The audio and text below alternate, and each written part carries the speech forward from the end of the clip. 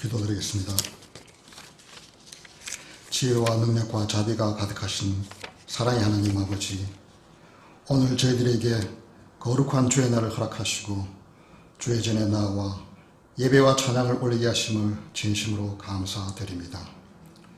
저희들 모두는 감히 주님 앞에 설 수 없는 죄인이었지만 예수 그리스도의 보혈의 은총을 힘입어 이 시간 영과 진리로 예배드리오니 주님 홀로 영광 받아 주옵소서. 사랑의 하나님 아버지, 우리들 모두는 세상 삶 속에서 이제껏 값없이 주신 주님의 그 크신 사랑을 깨닫지 못했습니다. 저희들에게 명하신 말씀에 순종치 못하고 불충한 모습으로 살아왔음을 고백합니다. 주의 영광을 드러내기보다는 자신의 욕심을 내세웠고 말씀대로 살기보다는 인간의 보잘것없는 생각대로 살아온 죄를 고백합니다. 주님, 불쌍히 여기시고 용서하여 주옵소서. 중풍병자였던 나를 들쳐내고 참이신 주님 앞으로 인도하려고 애쓴 수많은 고마운 분들 때문에 오늘 이 시간 여기에 있습니다. 이제 나도 지붕을 뚫고 중풍병자를 달아내린 사람들처럼 주님께서 보시는 믿음을 가지게 하여 주옵소서. 또한 내가 그런 은혜를 입었기 때문에 나도 누군가에게 그 빛을 되갚는 사랑의 선순환이 일어나기를 간절히 바라고 원합니다. 그러므로 날마다 기도하는 저희들 되도록 인도하여 주옵소서. 하나님 아버지, 특별히 이 시간 우리들 가정의 자녀들을 위해 기도합니다. 주님, 많은 아이들이 교회를 떠나고 있습니다.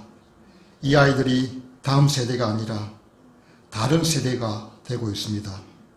이 모든 것이 바로 말씀을 지켜 행하지 않는 우리의 잘못임을 고백합니다. 용서하여 주옵소서. 우리의 아이들이 우리의 죄를 반복하지 않기를 원합니다. 다음 세대와 주님 앞에서 우리의 잘못을 고백하고 말씀대로 살아가기를 힘쓰며 불의한 환경 속에서 자녀들을 건져내는 일에 쓰임받는 저희들 모두가, 그리고 한국교회가 되게 하여 주시옵소서.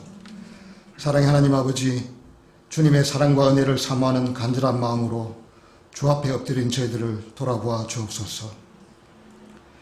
육신과 마음의 질병으로 고통 중에 있는 성도들을 만져주시고 돌보아 주셔서 온전한 마음으로 돌아오게 하옵시며, 각 가정마다 여러 가지 문제로 고민하며 간구하는 성도들의 기도를 주께서 들어주사 응답받는 은혜를 허락하여 주옵소서. 가정마다 주님으로 인하여 기쁨이 넘치나는 은혜를 베풀어 주시옵소서. 사랑의 하나님 아버지, 세상에서 유일하게 분단의 아픔을 겪고 있는 이 나라와 이 백성을 기억하여 주옵소서. 상호 비방과 위협에서 벗어나 대화와 협력을 이루게 하시고 나아가 통일을 바라보는 기쁨을 허락하여 주셔서 오직 하나님만의 통치를 받는 아름다운 나라로 세워주셨길 간절히 바라고 원합니다. 그리고 이 나라에 주님의 복음이 들어온 지 많은 시간들이 흘렀지만 이 사회와 교회는 하나님이 보시기에 좋은 곳이 되기보다는 권력과 우상 그리고 욕망에 빠져 부도덕한 곳이 되어가고 있지 않은지 돌이켜봅니다. 자신의 야망과 목적보다 하나님의 뜻에 순종하며 사명을 실천하는 이 나라가 되게 하시고 이 나라 교회가 되게 하셔서, 그리고 이 나라 성도들 되게 하여 주옵소서. 지도자들과 부한자들이 탈법과 교만에서 벗어나 공의의 하나님을 두려워하게 하시고 가난한 자들의 신음소리와 낮은 자들의 고통소리를 듣고 계시는 하나님을 기억하며 그 소리가 우리의 기도와 외침이 되어 각 위치에서 참으로 맡은 바 역할을 잘 감당하는 생명이 넘치는 저희들 모두가 되게 하시고 또 우리 교회와 성도들이 되게 하여 주옵소서. 사랑의 주님, 단위에 세우신 목사님 능력의 장중에 붙들어 주셔서 흠없는 주의 제단 앞에 서기에 합당하게 하옵시고 하나님 아버지의 진리의 말씀을 선포하며 부족함이 없는 지혜와 능력을 허락하여 주옵소서. 가정과 건강도 지켜주셔서 몸된 교회와 성도들을 위하여 헌신할 수 있도록 붙들어 주옵소서. 예배를 마칠 때까지 온전히 주님께서 주장하시고 지켜주셨길 간절히 바라고 원하오며 우리를 구원하신 예수 그리스도의 이름으로 기도드리옵나이다. 아멘.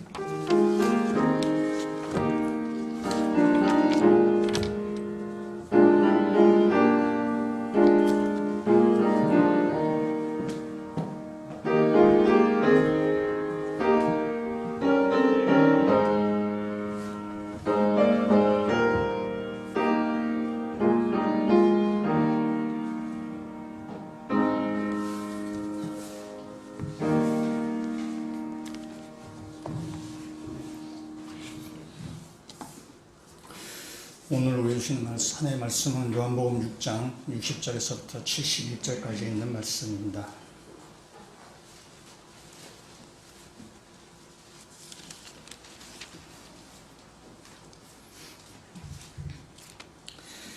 요한복음 6장 60절부터 제가 읽고 마지막 71절은 같이 읽도록 하겠습니다.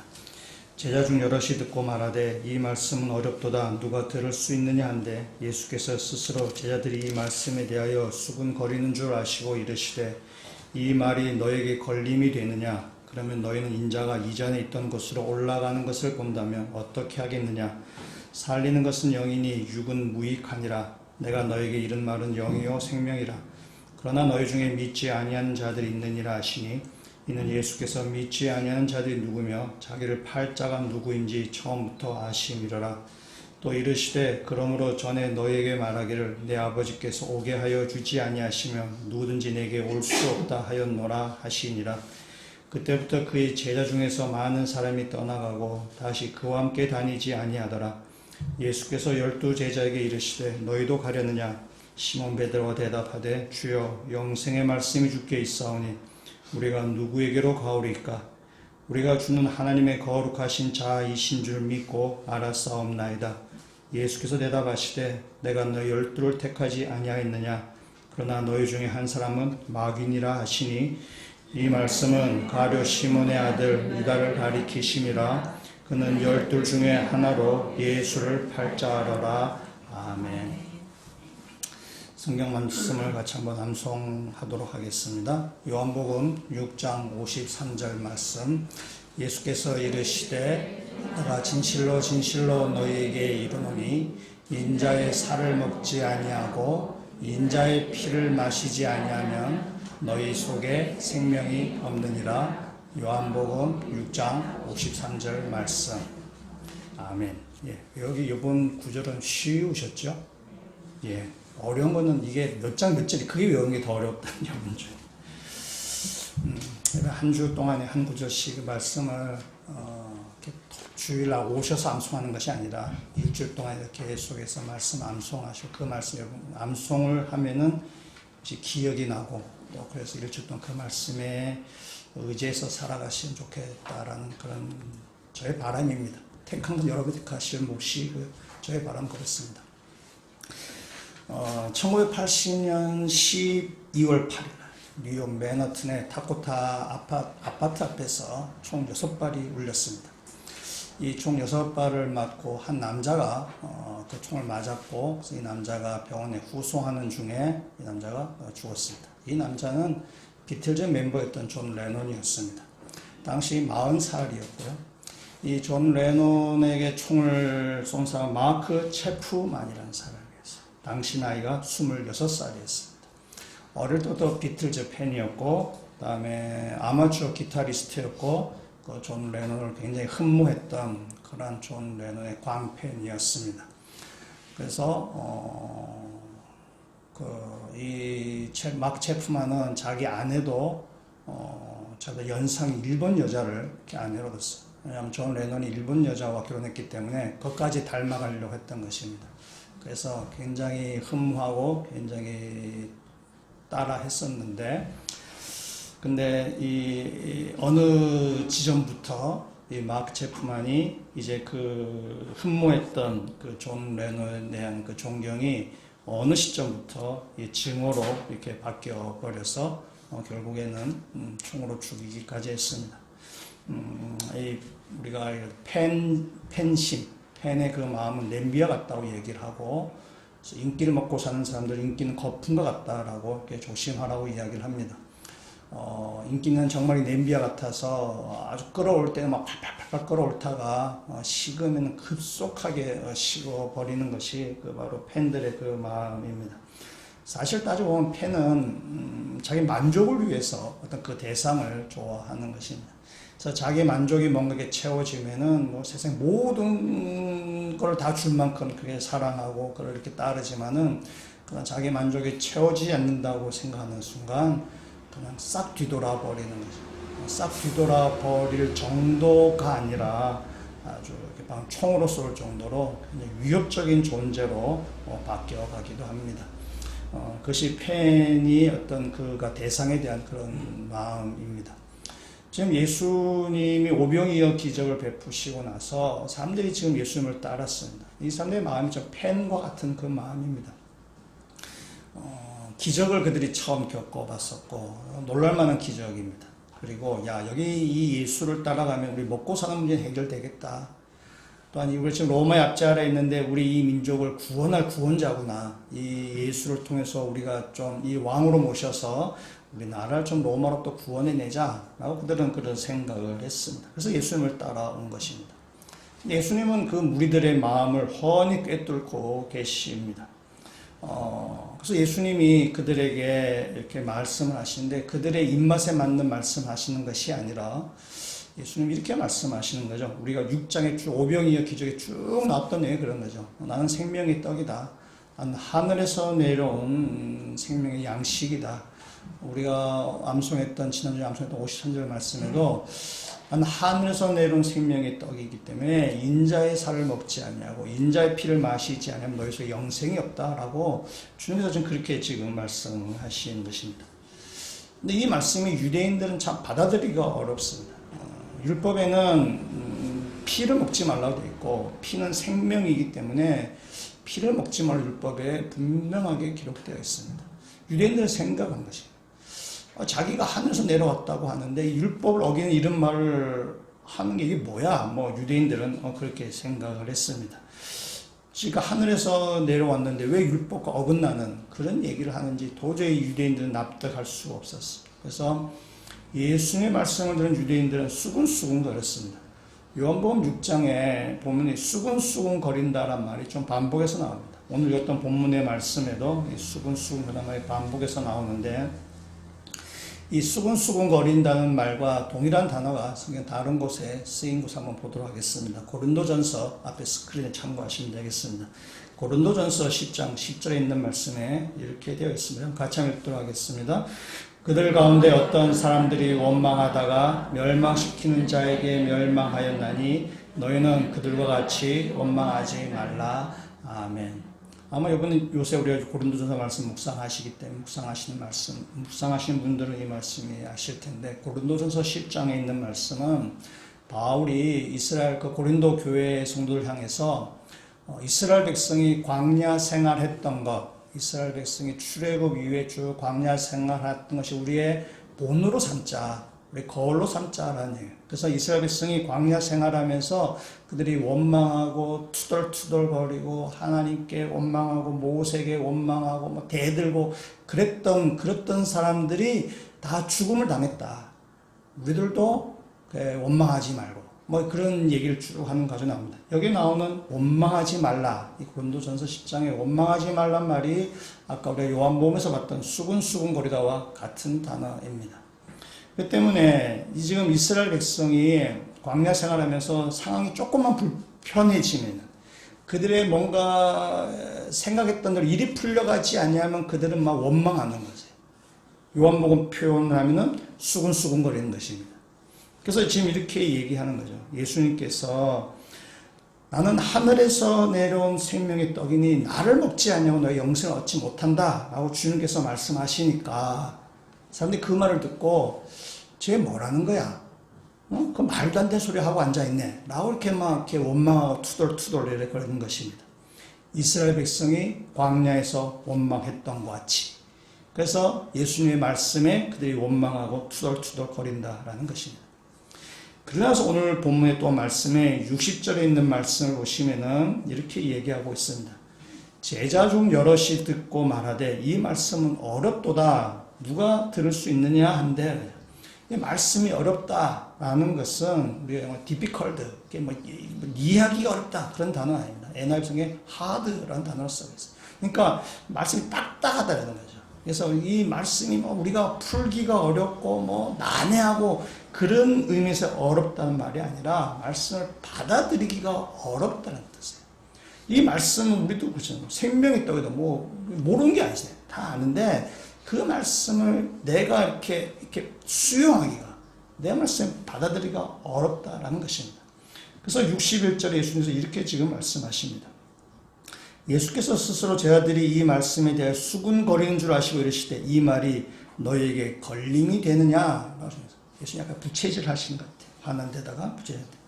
예수님 제자들이 수군거리는 것을 알고 있어요. 그들이 예수의 말씀은 그들이 받아들이기 어려워서 원망스럽게 얘기하는 것을 알고 있어요. 그래서 하시는 말씀, 이 말이 너에게 걸림돌 되냐? 네 생각과 좀 다르냐? 네 마음, 니들이 원했던 것이 아니냐? 라고 주면서 좀 그렇게 묻는 것입니다.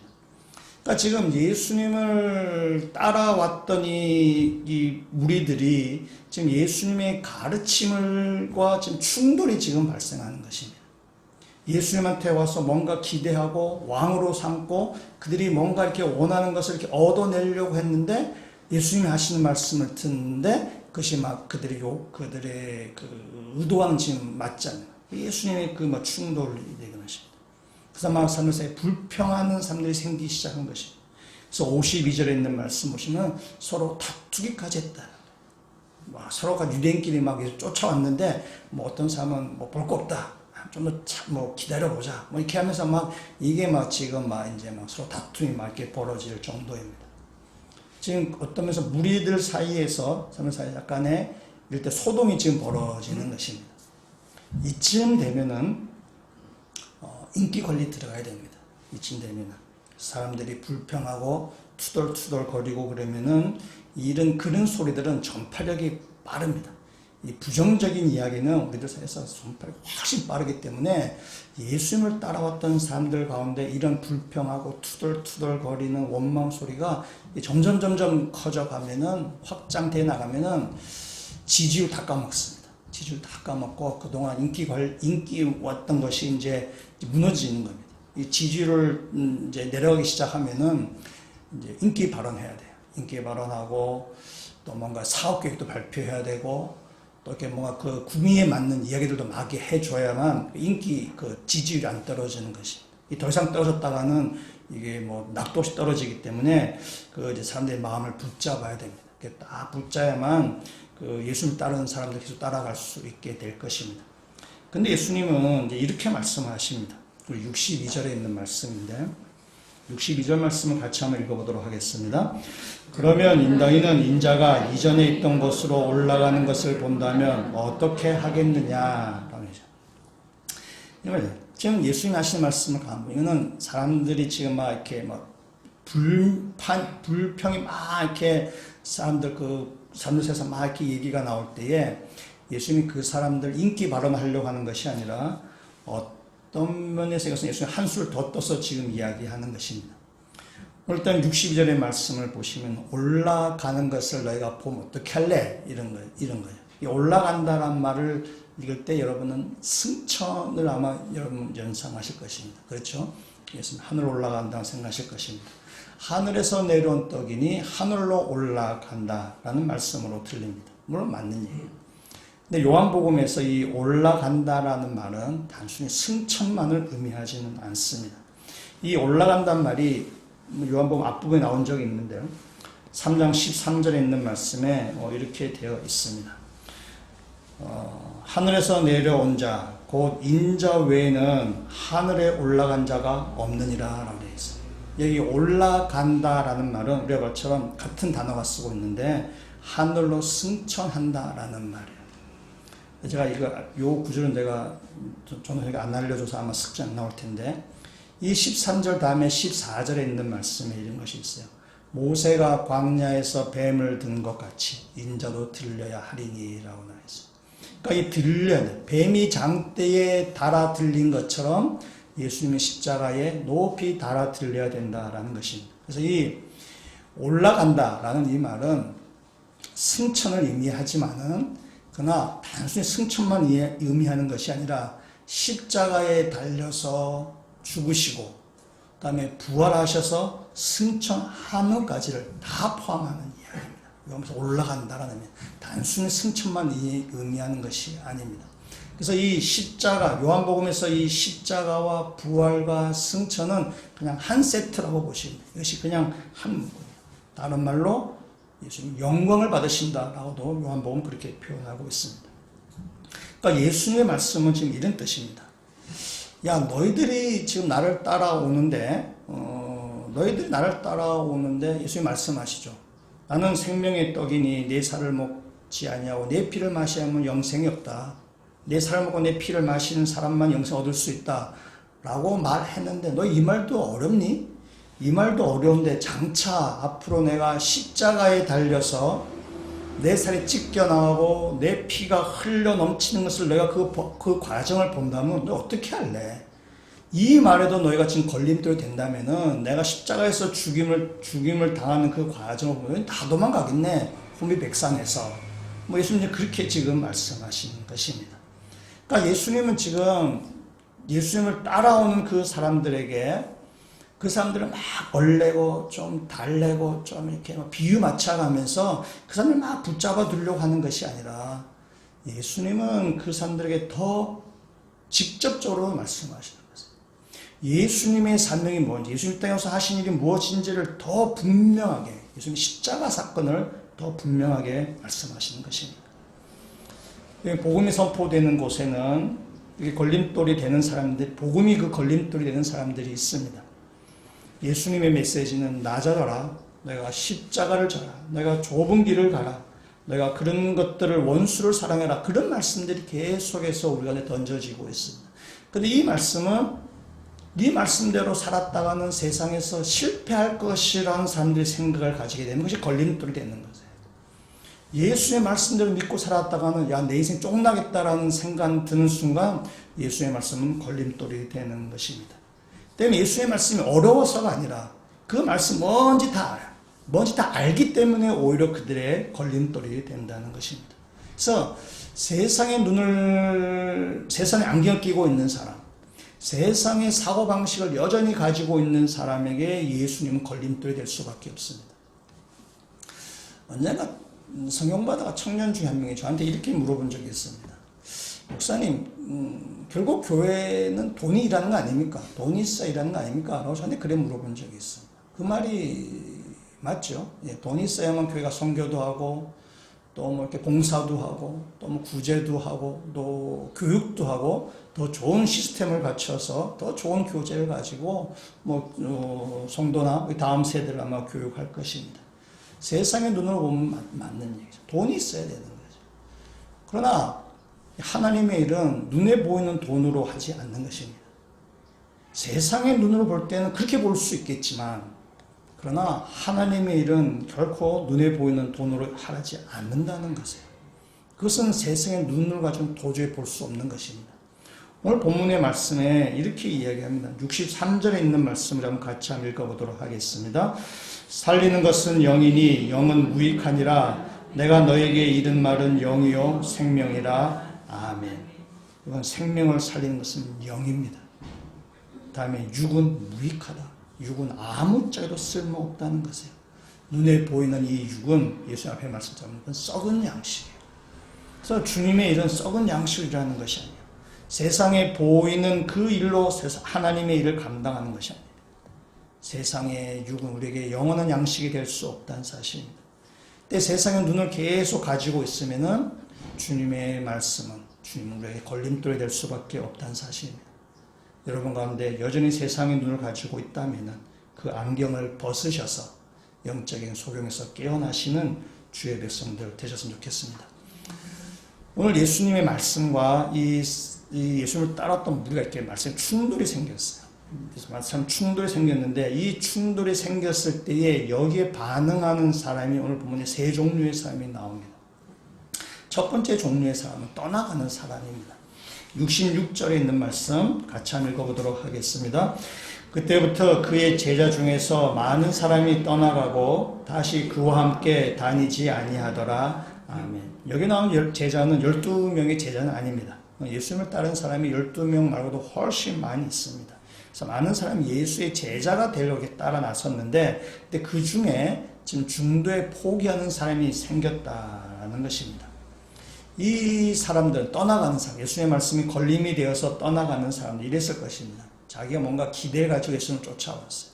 기대 가지고 쫓아왔는데 예수님의 말씀을 들어보니까 이 자기 기대하고는 안 맞습니다. 잘못 왔다. 이 산이 아닌가 봐요. 시간 낭비했다 라고 생각하는 것이죠. 그래서 내가 더 이상 있다가는 얻을 게 없겠다. 빨리 돌아가자 라고 해서 돌아가는 것입니다. 그래서 자신이 기대하는 바와 예수님의 말씀 사이에 지금 간격이 있어요. 간격이 있는데 이 간격을 지금 메꾸지 못했기 때문에 이 사람들은 튕겨서 떠나가게 되는 것입니다. 저나 여러분이 우리가 신앙생활 할 때에, 처음 신앙생활 할 때 보면은, 우리는 다 오병이의 기적을 보고 신앙생활 하는 사람들입니다. 99.99%가 그렇습니다. 제가 100% 얘기 안 한 것은, 여러분이 생각할 때 교만할까 싶어서 마음은 100%입니다. 우리 사람들은 100% 예수님의 말씀을 내가 다 이해하고, 내 그 말씀대로 살아야지. 그 말씀 참 진리야. 라고 생각해서 교회 온 사람은 한 사람도 없습니다. 우리는 의로운 사람들이 아니에요. 여러분 착각하시면 안 돼요. 여러분이나 저나 의로운 사람이 아닙니다. 우리는 얼마나 자기중심적이고 내가 손해보기를 싫어하고 우리는 얼마나 세속적인 사람이에요. 우리는 여러분 그거 착각하시면 안 됩니다. 바울이 로마서에도 말씀하죠. 의인은 없나니 하나도 없고 깨닫는 자도 없고 하나님을 찾는 자도 없다라고 말씀해요. 세상에 어떠한 사람도 스스로 예수의 말씀이 이거 참 진리야. 이거 이제 생명의 양식이야. 저걸 먹으면 내가 정말 영생을 누리겠어 라고 믿고 이렇게 시작한 사람은 한 사람도 없습니다. 우리는 다 오병이의 기적을 보고 교회를 다니는 사람이에요. 그건 다 다릅니다. 다 다릅니다. 어떤 사람은 여자 보고 왔다가 온 사람도 있고, 어떤 사람은 그냥 들락날락하다 또 온 사람도 있고, 어떤 사람은 뭐 병이 나서, 어떤 사람은 사업이 실패해서, 어떤 사람은 하여튼 다 다르지만 우리는 다 오병이의 기적을 바라고 우리는 신앙생활을 처음에 시작했던 사람이에요. 그러니까 처음에 신앙을 시작했을 때와 예수의 말씀 사이에 간격이 있는 거예요. 이 간격이 있는데 이 간격을 메꾸는 일을 우리가 평생 해가는 것입니다. 여기 교회를 다니시면서 한국교회, 저는 기도를 하셨지만 한국교회에서 기도하셨지만은 교회가 건강한 교회가 있고 병든 교회가 있다 우리 한번 생각해 볼 때에 어떤 교회가 건강한 교회고 어떤 교회가 병든 교회인가 여기 나누는 기준이 뭔지 한번 잘 생각해 보셔야 됩니다. 사람들이 많이 모이고 또 정상적인 교단에 속해 있고 또 교회가 구제나 선교나 선한 일을 많이 하고 또 유명한 목사님이 계시면은 그걸 건강한 교회라고 이야기할 수 있을까? 라는 질문 앞에 그럴 수도 있고 그렇지 않을 수도 있습니다. 여러분 건강한 교회는 이런 겁니다. 우리의 생각과 오병이의 기적을 가지고 예수를 교회를 다니기 시작한 사람과 예수님의 가르침 사이에 간격이 있는데 이 간격을 메꿔야 가기 시작하는 것인데 이 간격을 예수 그리스도의 말씀에 맞추려고 하는 교회가 건강한 교회고 이 간격을 사람의 그 오병이의 수준에 맞추려고 하는 그 간격 그렇게 맞추려고 하는 교회는 그건 병든 교회입니다. 숫자가 많고 교회가 크고의 기준이 아니라 이 간격을 어느 선으로 맞추려고 하느냐가 그것이 건강한 교회라는 사실입니다. 우리 교회 어떤 교회인가 여러분 평가를 해보시면 좋겠고 그 다음에 이 교회 제가 교회라고 말씀드렸지만은 교회에다가 여러분 한번 대입해서 한번 생각해 보셔야 됩니다. 내가 예수를 처음 믿었을 때 뭔가 여기 목적이 있으세요. 다 의도한 바가 있습니다. 근데 그것은 오병이의 기적을 바라는 마음이에요. 근데 교회를 쭉 다니면서 예수의 말씀을 들으면서 예수의 말씀의 간격과 여러분 사이에 그 간격이 어느 정도 맞춰져 가고 있는지를 여러분이 점검하셔야 돼요. 난 지금 어느 수준에 와 있나? 내 수준으로 예수님을 내가 낮춰서 맞추는 건가? 예수님을 여전히 나의 오병이어의 기정, 나의 목적을 이루기 위한 그것으로 나하고 그 간격을 메꾸고 있는가? 아니면 내 생각과는 좀 다르지만, 내 의도와는 좀 다르지만 예수님의 말씀에 내가 맞추려고 하는가? 이런 신앙을 그렇게 점검을 해보셔야 됩니다. 이 간격을 메꾸는 일은 평생 해야 될 일입니다. 저도 해야 될 일이고 여러분들도 해야 돼요. 그래서 우리는 평생 그것을 뭐 다른 시간에도 성화되어 간다고 얘기할 수 있고 성숙되어 간다고 얘기할 수 있을 것입니다. 우리가 평생에 걸쳐서 해야 될 일입니다. 우리는 끊임없이 우리 욕망을 쫓아가는 그런 죄성이 있는 사람들이기 때문에 우리는 끊임없이 오병이의 기적을 자꾸 원하기 때문에 내 생각이 아니라 예수 그리스도의 생각에, 예수의 가르침에 자꾸 맞춰가려고 하는 그것이 바로 건강한 교회고 건강한 그리스도인이 된다는 사실입니다.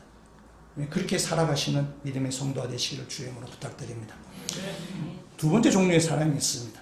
예수님께서 지금 사람들이 막 떠나가는 걸 보면서 12 제자에게 묻습니다. 너희들도 가려느냐? 라고 묻습니다.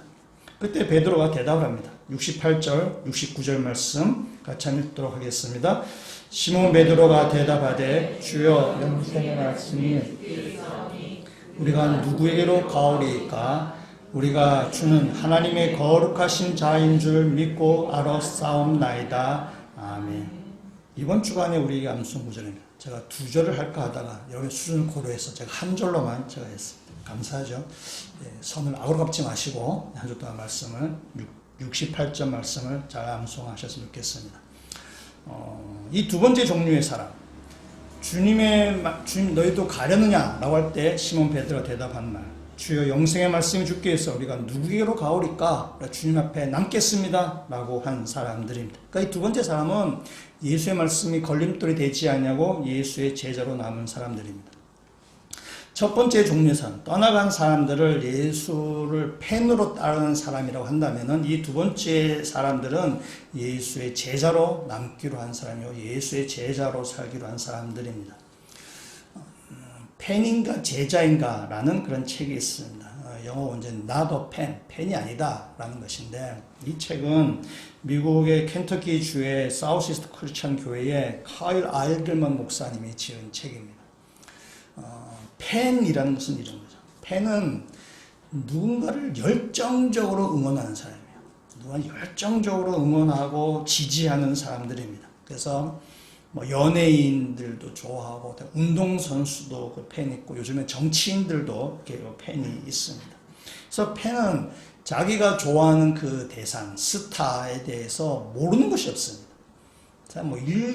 모든 걸 다 꿰고 있어요. 스케줄을 다 꿰고 있고 그의 뭐 신상 정보도 막 다 꿰뚫고 있습니다. 그래서 이 스케줄을 다 꿰고 있어서 그가 응원하는 그 사람이 어디로 가면 쫓아가서 응원하고 심지어 해외까지 이렇게 응원 가고 뭐 그런 경우들이 있습니다. 그다음 누군가 자기가 자기가 응원하는 그 스타를 욕을 한다거나 그래서 뭐 비방한다 그러면 가만히 있지 않습니다. 벌떼처럼 일어납니다. 우리들은 잘 모르지만 우리는 이제 송창식 세대이기 때문에 잘 모르지만은 그 80년대 이런 일이 있었다 그래요. 그 H.O.T 팬하고 잭스키스 팬하고 싸웠답니다. H.O.T라는 그룹이 있고 잭스키스라는 팀, 우리는 잘 모르죠. 얘들 몇 명인지 누군지 잘 모릅니다.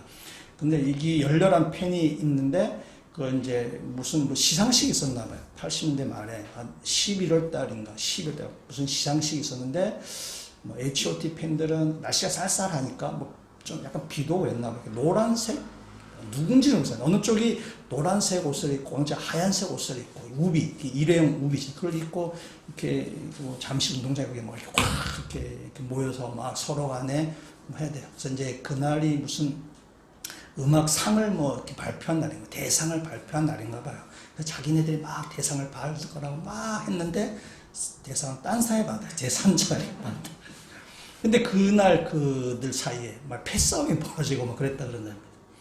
그러니까 내가 좋아하는 어떤 그런 스타, 그 대상이 누군가 비난을 하면 그걸 도저히 감내하지 못하는 거예요. 거기서 같이 막 이렇게 싸우는 거죠. 무력적인 힘까지 동원해서. 열정적인 팬이죠. 정말 응원을 하는 사람이에요. 근데 팬은 스타들, 그들이 좋아하는 그 대상을 오늘 안다라고 생각할지 모르겠지만 사실은 잘 모릅니다. 속속들이 다 아는 것이 아닙니다. 그들의 내면을 다 아는 것은 아닙니다. 안다고 생각하지만 진짜 아는 것은 아닙니다. 또한 그들이 막 소리내어서 그들의 뭐 돈을 써가면서 막 응원을 하지만은 그러나 그 팬들은 결코 그들의 스타들이 섰던 무대나 또 그 스타들이 활동했던 그 운동 시합이나 또 그들이 좋았던 정치인들이 하는 그 현장에 같이 참여하지 못합니다. 그 스타들이 그 일을 하기 위해서 수고하고 땀 흘리고 정말 피 흘리기까지 그들이 희생했던 그에 다시 동참하지는 않습니다.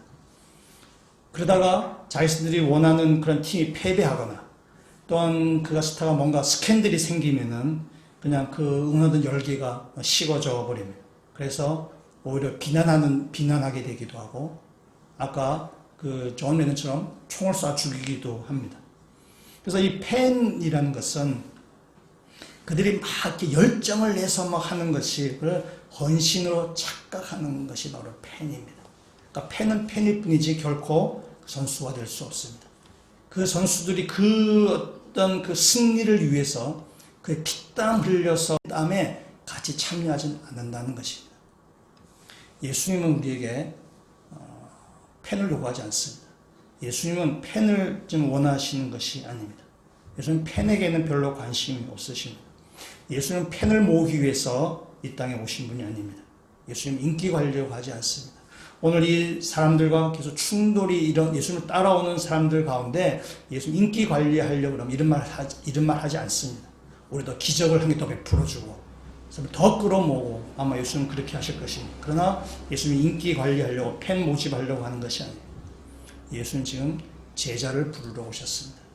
예수님이 가신 그 십자가의 길을 함께 가는 제자를 주님께서는 지금 부르고 계시다는 사실입니다.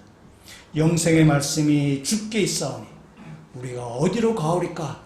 베드로의 고백과 같이 주님과 함께 있겠다는 그러한 제자를 주님께서는 원하시고 계시다는 사실입니다. 예수의 말씀이 걸림돌이 아니라 영생의 말씀으로 고백하는 그런 제자가 되어야 되는 것입니다. 주님께서 우리에게 원하시는 것이 팬이 아니라 바로 제자인 것입니다. 주님과 함께 그 길을 걸어가는 십자가의 길을 걸어가는 제자를 주님께서 원하십니다. 우리가 신천지가 올해 지금 계속 문제가 일으키는데요. 몇 년 전에 JMS라는 이단이 있었습니다. JMS, 정명석이라는 그 약을었던 JMS인데 이거 정명석을 교주로 하는 그런 이단입니다. 몇 년 전에 아주 언론에 막 우리가 이렇게 공중파에 나올 정도로 떠들썩했었습니다. 이제 그 피디수첩인가에서 그걸 조사를 하고 했는데 그 장면 중에 이런 장면이 있었어요. 그 신도들이 그 축구를 하는 그 영상을 이렇게 한번 보도해 준 적이 있는데 그 축구를 하는데 스코어가 100대 0인가 그렇습니다. 그러니까 정명석 이분이 공을 잡으면 아무도 안 막는 거예요. 그러니까 잡자마자 골이. 그러니까 이제 100대 0 스코어가 이렇게 나오는 것이죠. 상식적이지 않은 일이 벌어져요, 이단이에요. 여기에 보면 이 신천지처럼 여기 JMS에 빠진 사람들이 젊은 사람들이 많이 빠졌어요. 젊은 대학생이 많이 빠져서 그때 집을 버리고 왔는 거예요. 그래서 부모나 뭐 형제나 다 이렇게 버리고 이렇게 쫓아가요. 그 중에 이 JMS가 그때가 막 이렇게 언론이 막 된 게 왜냐면은 그때 그 카이스트에 다니는 어떤 자기 여동생이 빠진 거예요. 그래서 이 오빠가 이 죽자 살도 JMS가 파헤치기 시작한 거예요. 그래서 그 여동생을 끄집어내기 위해서 그렇게 해서 막 그때부터 시작을 해서 이렇게 언론에 막 이렇게 노출돼서 JMS가 이제 많이 이제 그렇게 사그라들게 되었습니다. 여러분 JMS에서 운영하는 ASNS가 있는데 거기 제목 혹시 뭔지 아세요? 제목입니다. 너희들도 가려느냐 이런. 제가 그 제목을 보는 순간 씁쓸하다 이런 생각, 불쌍하다 이런 생각 다 떠나가는 거의 조직에 와야 되는 그런 것 같습니다. 왜냐면 너희들도 가려느냐 이런 거죠. 그거 볼 때 이단의 종말에 보는 그 쓸쓸함 제가 그 느낌이 들었습니다. 여러분 예수님께서 지금 하시는 말씀 너희들도 가려느냐 이 말은 여러분 어떤 예수님이 사람이 잘 떠나가는 사람들 보고 어떤 그 이별이 오는 그 쓸쓸함 어떤 그런 의도로 하시는 말씀이 아닙니다.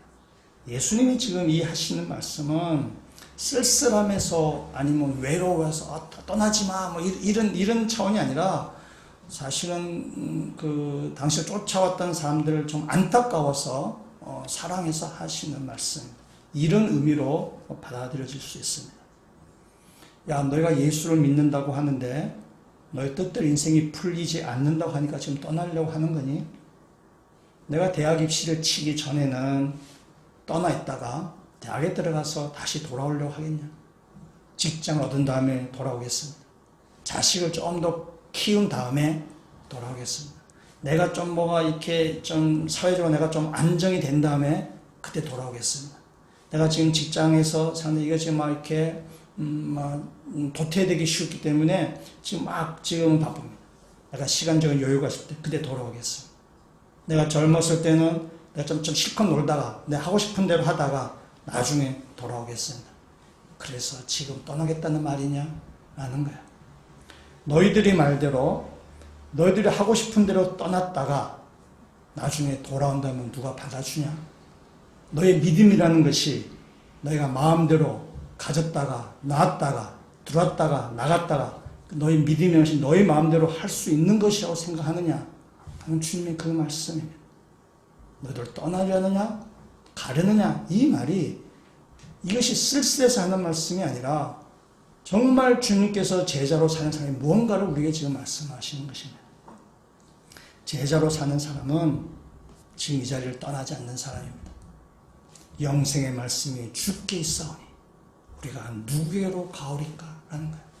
말 그대로 영생의 말씀이에요.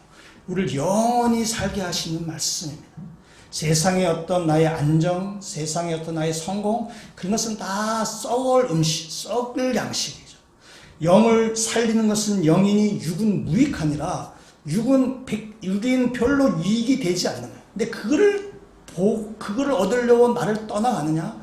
영생의 말씀이 있는 나를 떠나가려고 하느냐? 주님의 그 말씀이죠. 나중에 너희가 다시 돌아오겠다? 그 아무 장담하지 못하는 거 아니냐?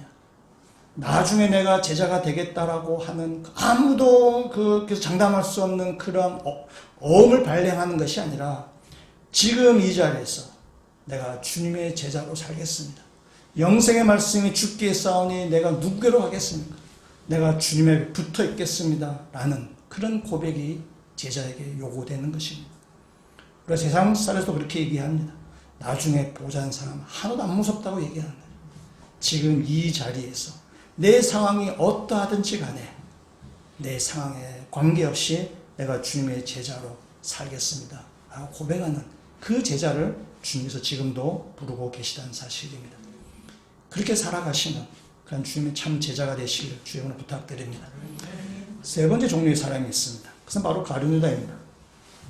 이 세 번째 사람은 조금 좀 다릅니다. 첫 번째 종류의 사람은 예수의 말씀이 걸림돌이 되어서 그냥 그 자리에서 집에 돌아갔어요. 두 번째 사람은 예수의 제자가 되기로 작정한 사람이에요. 이 가룟유다는 예수님의 제자로 있다가 마지막에 이렇게 돌아간 사람이에요. 근데 오늘 본문의 말씀 보시면 64절에 있는 말씀에도 보시고 70절에 있는 말씀 보시면 예수님 다 아셨다고 지금 말씀하세요. 나를 배신할 자가 있다라고 아셨다라고 말씀하십니다. 그래서 이 가룟유다에 대해서는 여러 가지 이야기거리가 많이 있습니다. 많이 있는데 오늘은 그 중에 이 한 가지만 말씀을 드리고자 합니다. 내가 신앙생활하면서 내가 혹시 가룟유다가 아닐까? 라고 혹시 그렇게 생각하신다면 내가 신앙생활 이렇게 잘 하다가 내가 나중에 이 가룟유다처럼 탈락하는 거 아닌가? 내가 주님을 떠나가는 거 아닌가? 라고 그렇게 불안해하거나 그렇게 걱정하시는 분들에게 지금 말씀을 드리고자 하는 것입니다. 65절에 있는 말씀을 우리 한번 같이 읽어보도록 하겠습니다. 또 이르시되 그러므로 전에 너희에게 말하기를 내 아버지께서 오게 하여 주지 아니하시면 누구든지 내게 올 수 없다 하였노라 하시니라. 아멘. 하나님께서 예수 그리스도 오게 하시겠다 말씀하셨어요. 지난주에 하나님께서 이끄신다고 했어요. 하나님께서 이끄시는 사람을 주님께서 그 사람을 한 사람도 놓치지 아니하고 책임지시겠다. 12 오병이어 기적을 베푸고 나서 남은 것을 다 12광주 남아요. 그러니까 하나님께서 주님 앞에 이끄신 사람, 하나님께서 주님에 맡겨준 사람은 한 사람 놓치지 않냐고 주님께서 그들 다 영생에 이르게 하시겠다라고 말씀하세요. 그러니까 하나님 택한 사람은 하나님이 결코 포기하지 않는다는 뜻입니다. 오늘 이 베드로의 고백, 영생의 말씀이 주께 있사오니 우리가 누구에게로 가오리까? 라는 이 말씀을 베드로의 신앙 고백이라도 우리가 이야기할 수도 있지만 조금 더 다르게 해석할 수도 있습니다. 말씀을 한 구절 한번 보시겠는데 여러분 말씀을 찾으시도 앞에 스크린 참고하시면 시편 139편 7절에 있는 말씀 보면은 지금 이것은 다윗의 시인데 이렇게 되어 있습니다. 139편 7절 말씀 같이 한번 읽어보도록 하겠습니다. 내가 주의 영을 떠나 어디로 가며 주의 앞에서 어디로 피하리까? 아멘. 베드로의 말과 좀 비슷하죠. 우리가 어디로 가오리까? 다윗이 어디로 피하리까?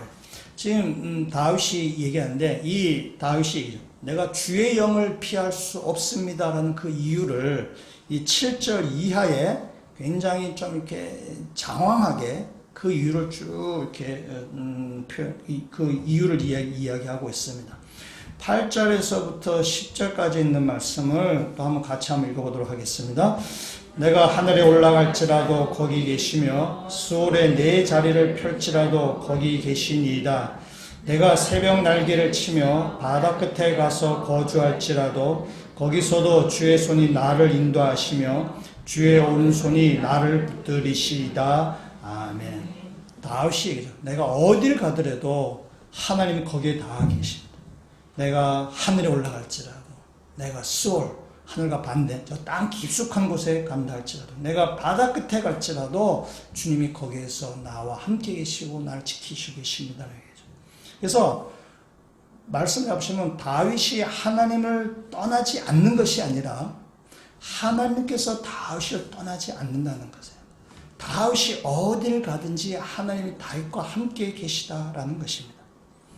하나님의 택한 백성 그리스도는 하나님께 붙잡힌 배가 되면은 그가 어디로 가든지 하나님이 그와 함께 계시다는 사실입니다. 하나님의 선택한 백성 하나님 결코 포기하지 않는다. 그러니까 어디로 도망갈 데가 없다는 거예요. 하나님이 거기에 다 계시다는 것이에요.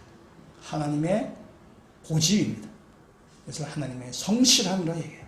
하나님의 택한 백성 하나님께서 어디로 가더라도 결코 포기하지 않는다는 거예요. 미국의 어떤 개그맨이 기독교인들을 상대로 어떤 모임에서 이렇게 유머를 던졌다고 합니다. 당신이 전혀 모르는 존재가 24시간 당신을 쳐다본다고 생각해봐라. 뭐죠? 끔찍하지 않은가? 라는 거죠. 참석했던 사람들이 기도회 관계 때 아멘 하면서 박장대소했다고 얘기해요. 그 말이죠. 하나님이 당시 택한 백성을 24시간 지켜보고 계시다는 거예요. 베드로의 말씀, 베드로의 이 고백, 영생의 말씀이 주께 있사오니 우리가 누구에게로 가오리까? 라고 고백을 했는데 이 고백은 베드로가 안 떠나겠다는 그런 의미가 될 수도 있지만은 다르게 얘기하면은 베드로가 하나님 예수님 안 떠나겠습니다. 내가 꼭 붙들겠습니다. 라는 의미도 있지만은 시편 다윗의 고백처럼 하나님께서 예수님께서 베드로를 결코 떠나지 않겠다는 것입니다. 그렇기 때문에 내가 어디로 피할 수 있겠습니까? 어디로 내가 갈 수 있겠습니까? 라는 것입니다. 여러분 베드로가 이 신앙 고백을 한 다음에 베드로 이후의 삶을 우리는 잘 압니다. 베드로가 이 아주 이렇게 내가 주님을 떠나지 않겠습니다. 라고 우리 고백을 한 다음에 베드로가 그의 남은 인생을 볼 때 그가 항상 승리하며 살았나요? 그렇지 않습니다. 베드로는 예수님 앞에 사탄이라는 소리도 들었고 예수님의 십자가의 길을 아주 방해하는 그러한 일을 하나님의 뜻과 거슬린 일을 하기도 했었고 예수님의 십자가에 달리실 때에 예수는 모른다라고 아주 이렇게 배반했던 것이 바로 베드로입니다. 그러나 하나님께서 베드로를 붙들고 계셨기 때문에 베드로는 주님의 제자로 쓰임받을 수 있게 됐다는 사실입니다. 실수투성이지만 실패하지만 넘어지기도 하지만 하나님께서 베드로를 붙들고 계시기 때문에 하나님께서 베드로가 어디로 가든지 하나님께서 베드로와 함께 계시기 때문에 베드로는 주님의 제자로 쓰임받을 수 있는 것입니다. 우리가 어디로 가든지 주님께서 붙잡고 계시기 때문에 우리는 승리할 수 있습니다. 하나님의 택한 백성은 하나님이 결코 포기하지 않습니다. 하나님의 고집이고 하나님의 성실하심입니다. 그 주님의 성실하심을 믿고 주님의 제자로 우리는 오늘도 살아가는 것입니다. 이 코로나19 사태로 인해서 코로나가 한국을 좀 흔들었습니다. 한국을 흔들어서 신앙이 좀 이렇게 단단하지 아니하신 분들은 떨어져 나갈 수 있는 그런 상황입니다.